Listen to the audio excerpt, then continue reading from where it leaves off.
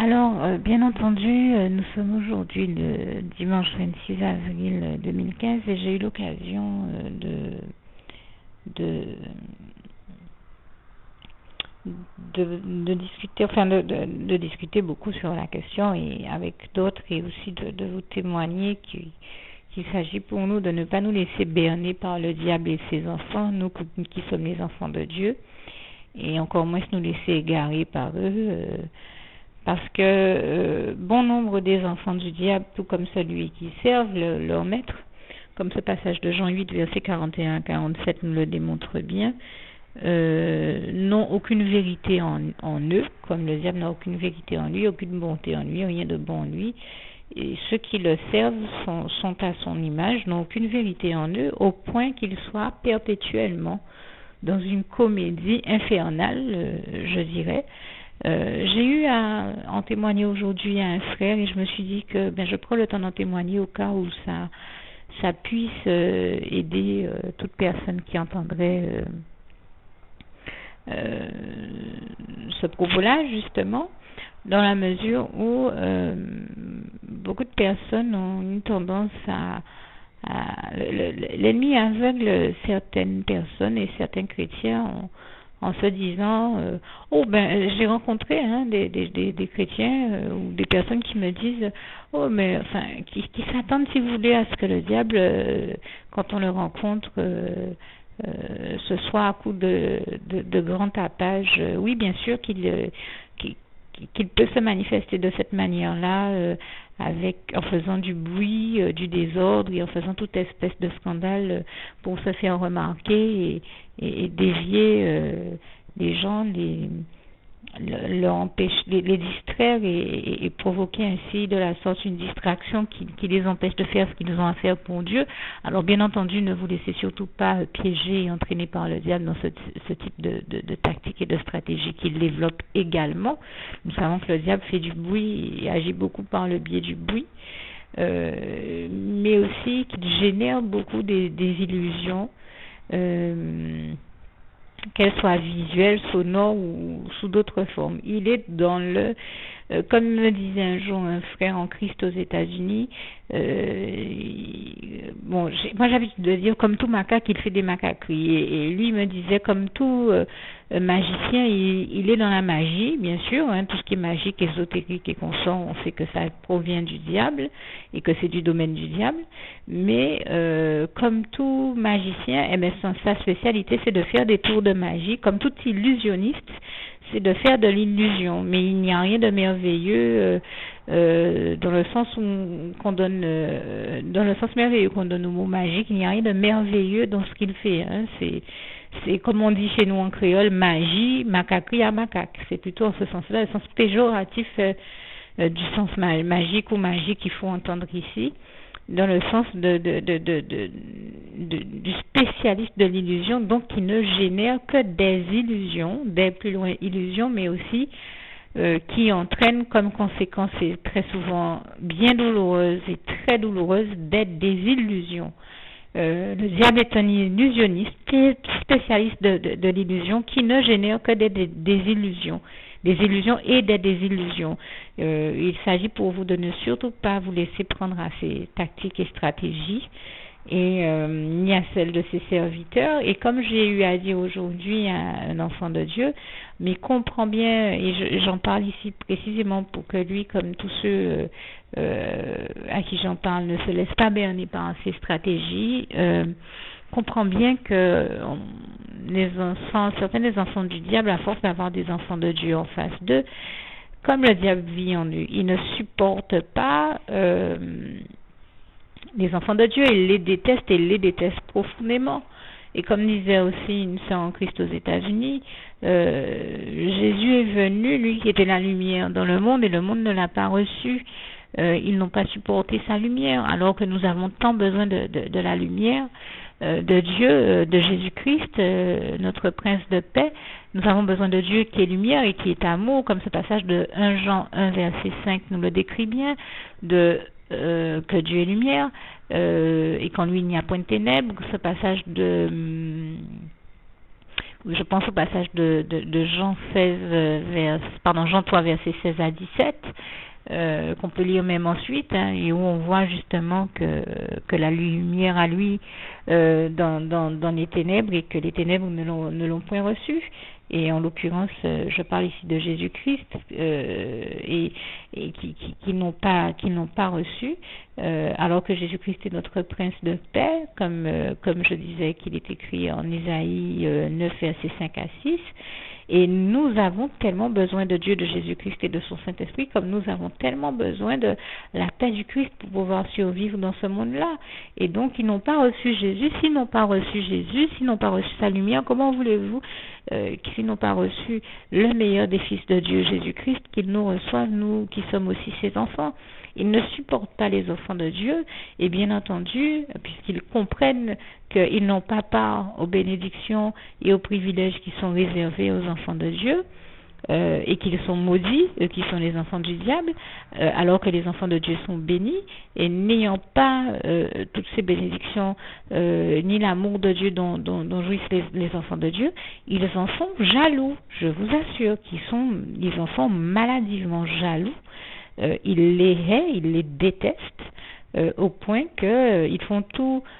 pour voler aux enfants de Dieu leur bénédiction. Je le sais, je suis bien placée pour le savoir. Aujourd'hui, encore un enfant du diable a essayé de me voler mes bénédictions. Et je rends grâce et gloire à Dieu qui est intervenu afin que je garde ces bénédictions, parce qu'il les avait envoyées pour moi et certainement pas pour les enfants du diable. Et toute la gloire revient à Dieu, à Jésus, à son Saint-Esprit. Qui est intervenu afin que je puisse en bénéficier, et Dieu, comme toujours, a eu la victoire, comme dans tout ce qu'il fait, et je lui rends grâce et gloire pour cela. Mais je vous dis combien de fois les enfants du diable font tout, ils sont verts de rage, le diable comme ses enfants, de voir, ils sont jaloux de l'amour que Dieu nous porte et des bénédictions que Dieu nous apporte. Et je rends grâce et gloire à Dieu qui continue à nous aimer. Et ils ont déjà, on a l'impression, amorcé une espèce de réflexion qui amènerait à observer, qui les ont très certainement amenés à observer les enfants de Dieu, à voir un peu comment ils fonctionnent, de manière à mieux les imiter et faire croire aux autres qu'ils rencontrent que eux aussi sont des enfants de Dieu. De manière, là aussi, avant, s'ils arrivent à grappigner quelque chose et à voler avec le diable, encore une fois, toutes les bénédictions qu'ils peuvent voler aux enfants de Dieu, et c'est comme ça que le diable les utilise bien souvent pour dépouiller des enfants de Dieu. Donc ne vous laissez pas prendre à leur stratégie, et j'en veux pour preuve que je parlais d'un d'entre eux aujourd'hui avec un frère en Christ,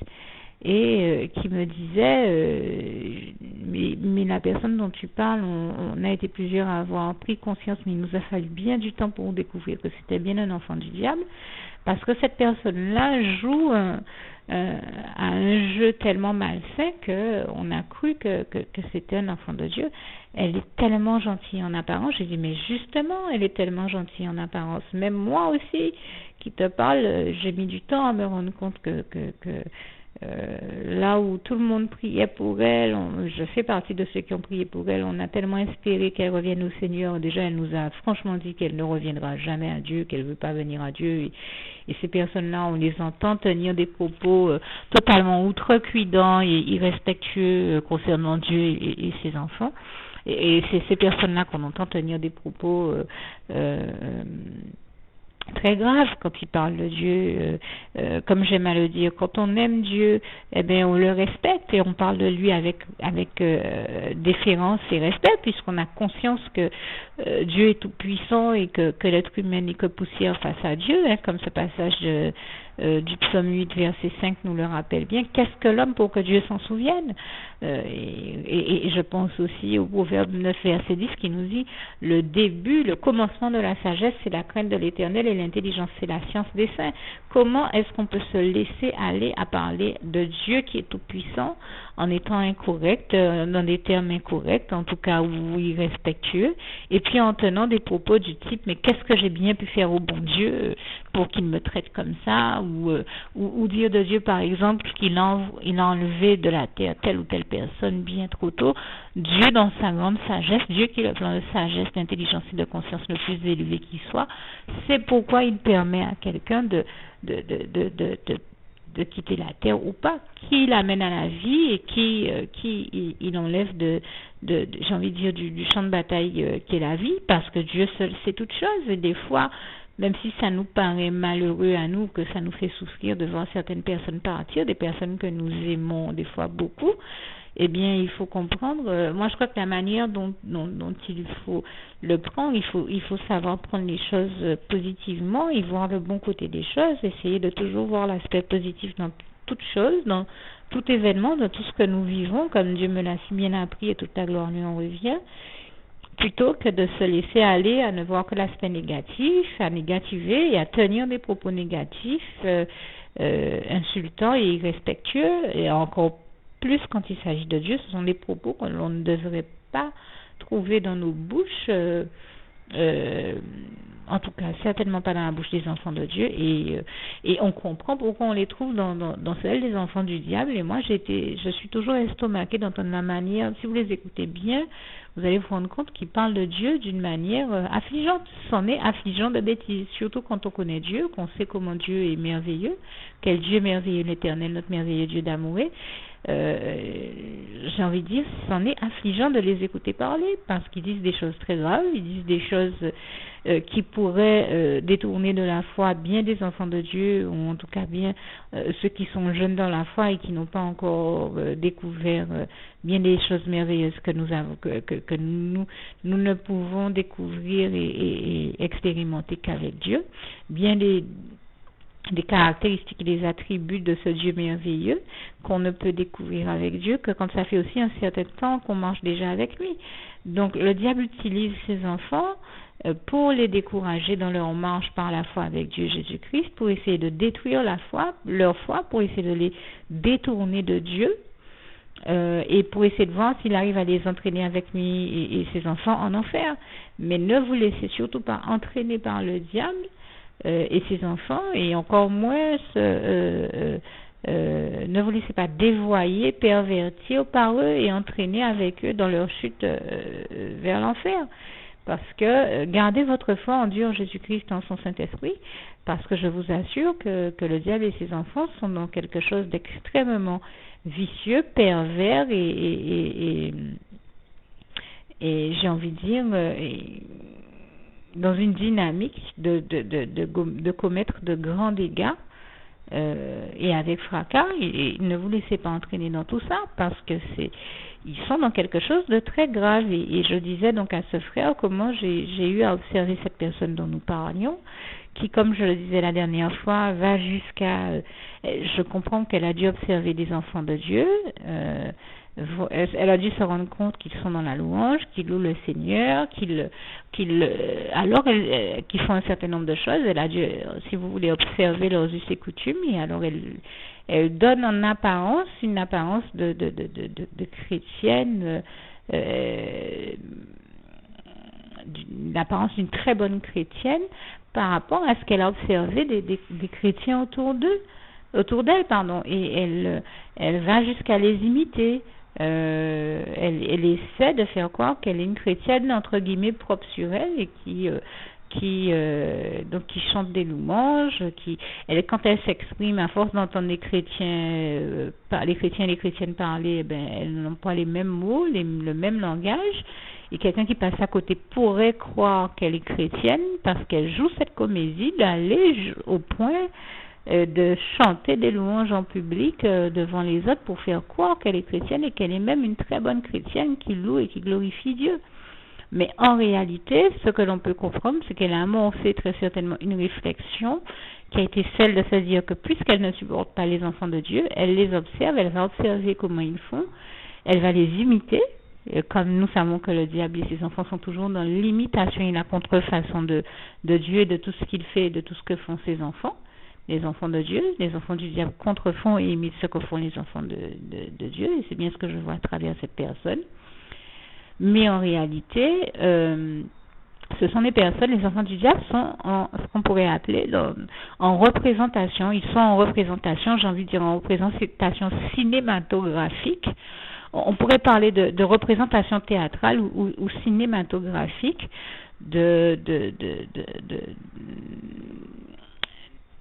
de manière à mieux faire croire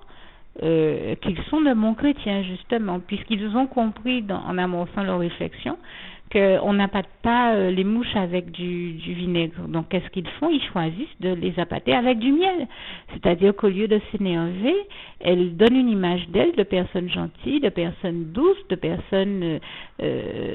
totalement lumineuses, puisqu'elles limitent les enfants de Dieu qui sont les enfants de la lumière, comme ce passage d'Éphésiens 5, versets 1 à 20, nous le décrit bien. Elle se fait passer pour une enfant de Dieu qui est dans la lumière, mais il n'en est rien, puisque dès qu'on la côtoie d'un petit peu plus près, on découvre que c'est une image publique qu'elle cherche à donner d'elle. Elle donne une image de personne propre sur elle, mais de manière justement à ce que l'on ne soupçonne pas ce qu'elle fait en réalité.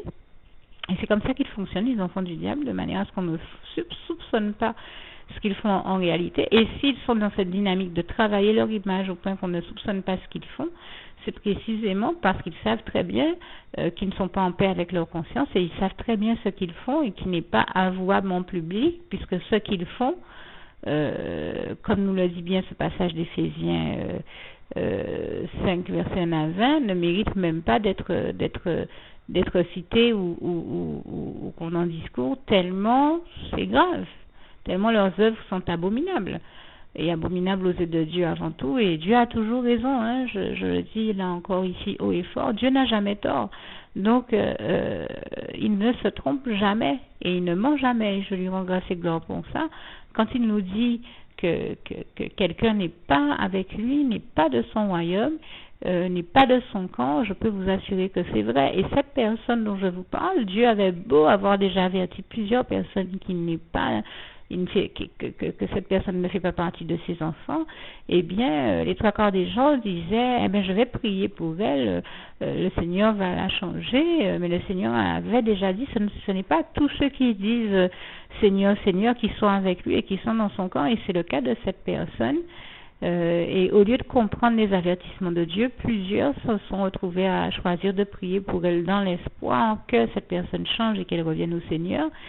Il se trouve que cette personne-là, plus ça va, plus son coup s'hérésie, plus elle a fatigué ses intercesseurs, tous ceux qui l'entourent se rendent compte qu'elle est de plus en plus diabolique, que le diable parle en elle au point que quand elle parle, je me rappelle d'une personne une fois qui était en sa présence et qui m'a dit, mais attends, tu m'avais averti qu'elle était diabolique, mais là... j'ai littéralement vu le diable parler en elle, c'est grave, au point que cette personne, cette personne tenait son téléphone portable dans sa main, le téléphone portable a fait un vol plané, je l'ai vu sous mes yeux subitement faire un bond, sursauter, j'ai vu son portable voler au-dessus de sa tête,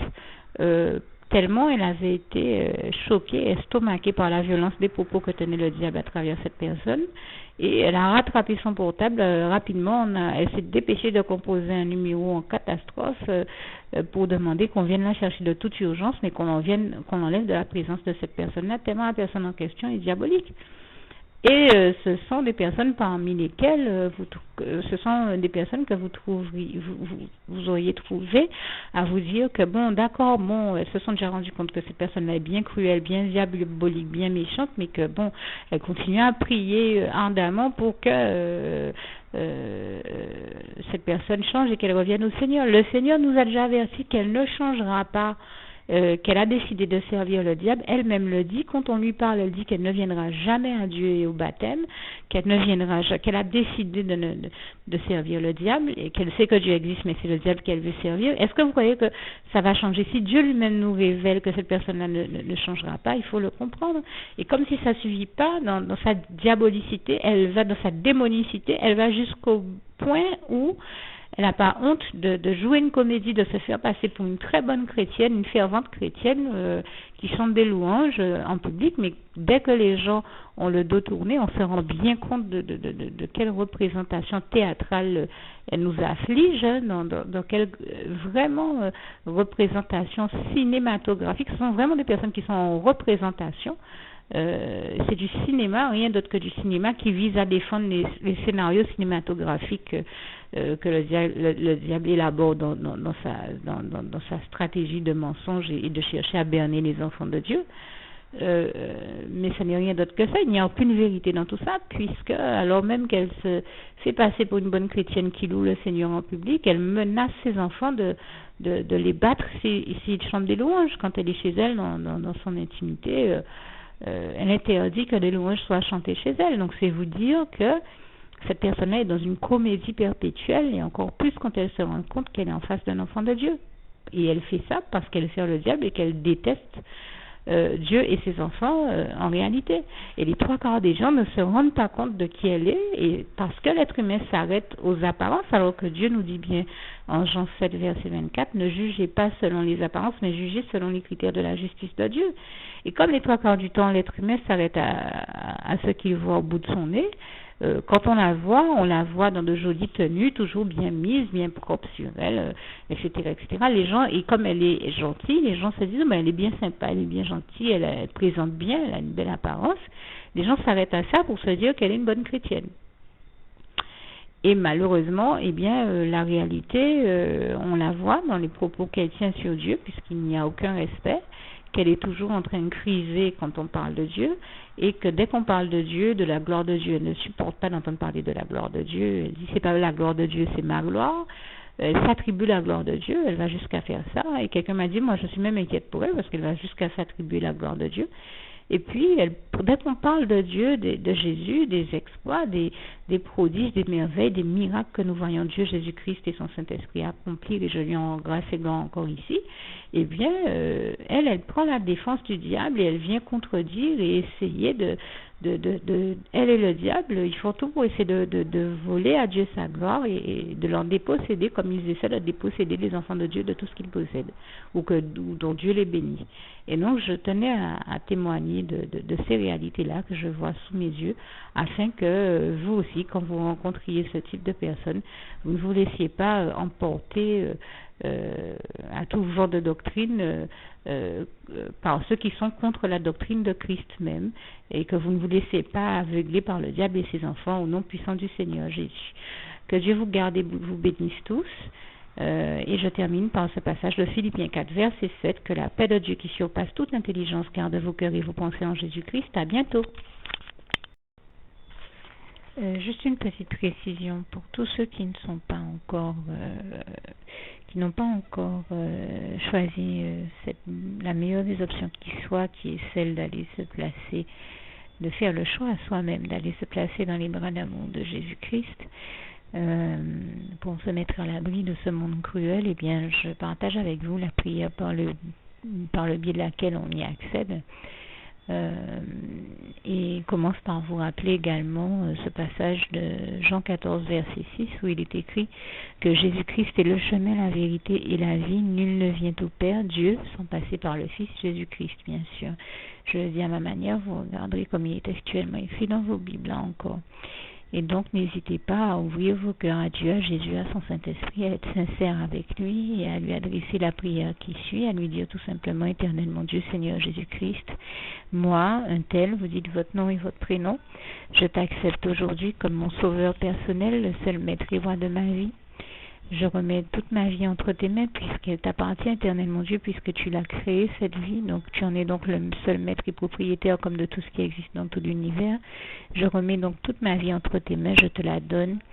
Merci, Éternel mon Dieu, aussi de permettre que cette vie que tu m'as donnée continue à être à ta gloire et que je continue à te servir, à t'appartenir pour l'éternité, d'éternité en éternité. Merci aussi, Seigneur, de faire que je continue donc à te servir et à t'appartenir pour l'éternité, d'éternité en éternité. Et aussi, Seigneur, de m'accorder la grâce de ton pardon et de ta miséricorde pour tous les péchés que j'ai commis tout au long de ma vie, jusqu'à la date d'aujourd'hui incluse. Et c'est au nom puissant du Seigneur Jésus-Christ que j'ai fait cette prière. Et à vous tous qui avez fait cette prière, je vous dis que Dieu vous bénisse abondamment, puissamment, richement, et surtout n'hésitez pas à la partager avec tous vos proches et contacts, amis, membres de vos familles, collègues, bien-aimés, tous ceux que vous aimez Et surtout tous ceux à qui Dieu vous mettra à cœur, avec qui Dieu vous mettra à cœur de la partager. Et, et comme j'aime à le dire, si vous n'avez pas encore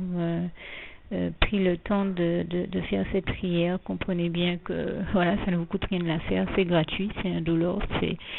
et que voilà, vous n'êtes pas obligé de me croire, mais moi il m'est arrivé tout comme vous de devoir faire cette prière un jour dans ma vie, et quand on m'a proposé de la faire, je me suis dit, et si c'était vrai, et si c'était vraiment Dieu qui, par ce biais-là, m'appelait à lui et me demandait de lui donner ma vie, de l'accepter, c'était Jésus qui était en train de vraiment me tendre la main et qui était en train de me demander de l'accepter comme mon sauveur personnel, je ne pourrais pas passer à côté de l'occasion de lui dire oui, parce qu'il faut aussi que je reste ouvert ou ouverte à ce que Dieu peut avoir à me dire. Il faut que je garde mon cœur et mon